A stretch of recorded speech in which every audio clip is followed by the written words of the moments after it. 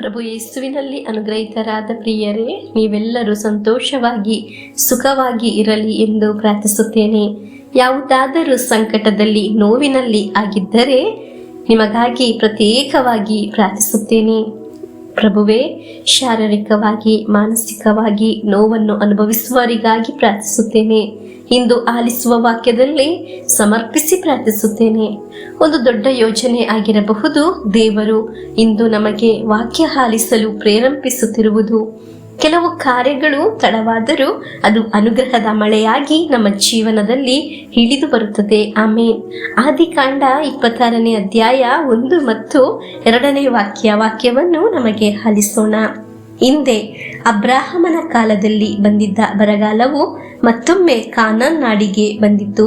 ಇಸಾಕನು ಫಿಲಿಸ್ಟರ ಅರಸ ಅಬೀಮೆಲೆಕನನ್ನು ಕಾಣಲು ಗೆರಾರಿಗೆ ಹೋದನು. ಅಲ್ಲಿ ಸರ್ವೇಶ್ವರ ಸ್ವಾಮಿ ಇಸಾಕನಿಗೆ ದರ್ಶನ ಕೊಟ್ಟು ಇಂತೆಂದರು, ನೀನು ಈಜಿಪ್ಟಿಗೆ ಹೋಗಬೇಡ.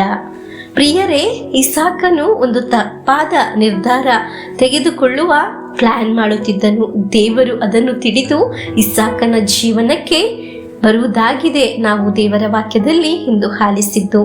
ಅನೇಕ ವ್ಯಕ್ತಿಗಳು ತಪ್ಪಾದ ತೀರ್ಮಾನದಿಂದ ಸೋಲನ್ನು ಅನುಭವಿಸಿದ್ದಾರೆ. ಪ್ರಿಯರೇ, ತಪ್ಪಾದ ತೀರ್ಮಾನ ತೆಗೆದ ಇಸಾಕನ ಜೀವನದಲ್ಲಿ ದೇವರು ಸ್ಪಂದಿಸಿದ್ದಾಗ ಏನಾಯಿತು ಎಂಬುದು ಆದಿಕಾಂಡ 26ನೇ ಅಧ್ಯಾಯ 12ನೇ ವಾಕ್ಯದಲ್ಲಿ ನಾವು ಕಾಣಬಹುದು. ವಾಕ್ಯವನ್ನು ನಮಗೆ ಆಲಿಸೋಣ. ಇಸಾಕನು ಆ ನಾಡಿನಲ್ಲಿ ವ್ಯವಸಾಯ ಮಾಡಿ ಅದೇ ವರ್ಷದಲ್ಲಿ 100 ಮಡಿ ಬೆಳೆ ಎತ್ತಿದನು. ಸರ್ವೇಶ್ವರ ಸ್ವಾಮಿಯ ಆಶೀರ್ವಾದ ಅವನ ಮೇಲಿತ್ತು. ಪ್ರಿಯರೇ, ದೇವರ ಮಾತನ್ನು ಆಲಿಸಿದ ಆ ವರ್ಷದಲ್ಲಿ, ಅದೇ ವರ್ಷದಲ್ಲಿ ಒಂದು ಅನುಗ್ರಹವು ಅವನ ಜೀವನಕ್ಕೆ ಇಳಿದು ಬಂತು. ಆಮೇನ್.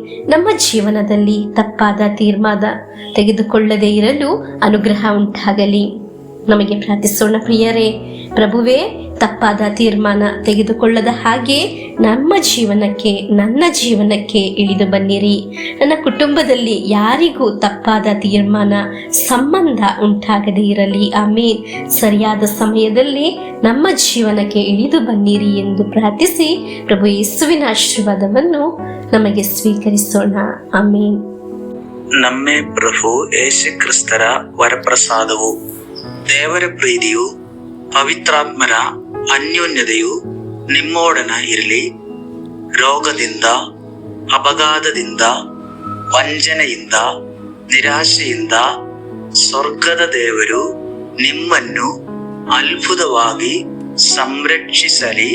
ದೀರ್ಘಾಯುಸ್ಸು, ಆರೋಗ್ಯ, ಸಮಾಧಾನ, ಸಂತೋಷ ಉಂಟಾಗಲಿ. ಪಿತನ, ಸುತನ, ಪವಿತ್ರಾತ್ಮರ ನಾಮದಲ್ಲಿ ಆಮೇನ್.